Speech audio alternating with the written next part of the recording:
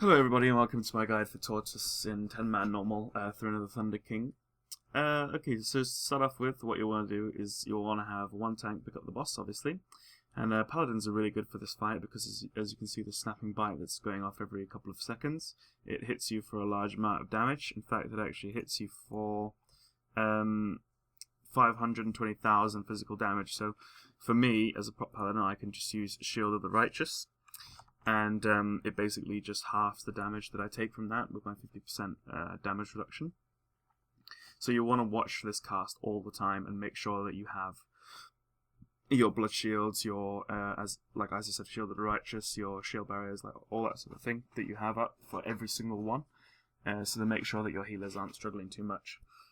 Also, as I take the bats, it's also important that I make sure that I'm not being hit by the snapping bite because of the ability that the bats have, which is called Drain the Weak. And when they do Drain the Weak, if the target has less than 350,000 damage, it inflicts 10% of the weapon damage as physical and heals the casters for 500,000% of the damage that they deal. So basically, you'll never be able to kill them if they're constantly healing off you. So basically, every time the bats come in, I use a cooldown. Either whether it's Holy Avenger, whether it's Guardian Ancient King or Ardent Defender and like Divine Protection, like I will always use a cooldown. And if I don't have a cooldown, you'll see later on in the fight when I actually go out and kick the shells out, then we tank swap, and that's when we tank swap. But for most of the fight, I tank all the bats. So the boss does a couple of casts. He does Furious Stone Breath, and for this Furious Stone Breath, what you'll want to do is you'll make sure you want to interrupt this. It inflicts a large amount of damage, but what you can do is you want to kill the turtles that spawn. As you can see, they're flying around all the time. But you can actually slow them, we didn't realize this at the beginning, but you can actually slow the shells, which dramatically makes this, it makes it a lot easier. So you want to make sure you're doing that all the time. You either have a hunter to put traps down or whatever from where he spawns. But you can kick in shells as you're coming along. So as long as you have a couple spare to make sure you're always interrupting Furious Stone Breath, you'll be fine. There's also an ability called Rockfall, which is a lightning charged stalactite, which these are the things that you can see on the ground every now and then that I'm avoiding all the time, or trying to avoid all the time. Those blue puddles, or those blue circles, they do a large amount of damage. They do 200,000 H damage to enemies within 5 yards, and 25,000 H damage to enemy within 20 yards.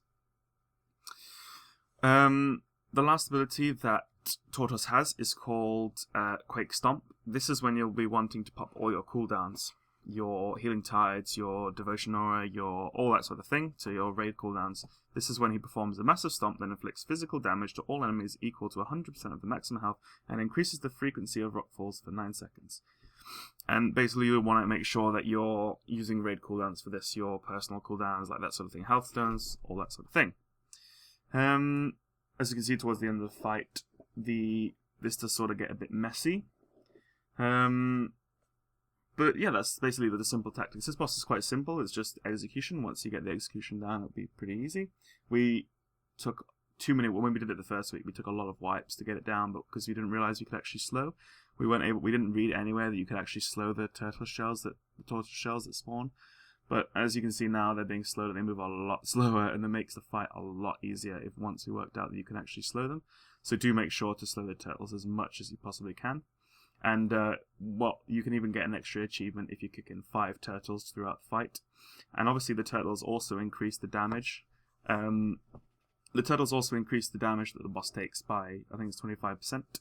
So you want to be making sure to keep, trying towards the end of the fight, you want to make sure that you're keeping these up. And at about, I think it's about 50% that we pop Bloodlust, you want to make sure that you're just popping all your cooldowns, just get the boss down. And unfortunately, as I said earlier, this fight does get a bit messy. The main tank does die, and then I end up getting knocked about a little bit, and he then ends up biting me, and just kills me in one shot, as I've got the bats on me as well. But yeah, here you go, guys. I'll just leave you with the rest of the footage of the boss, and our mum will kill. So, cheers, guys. Nuking out. Kick again? No, wait.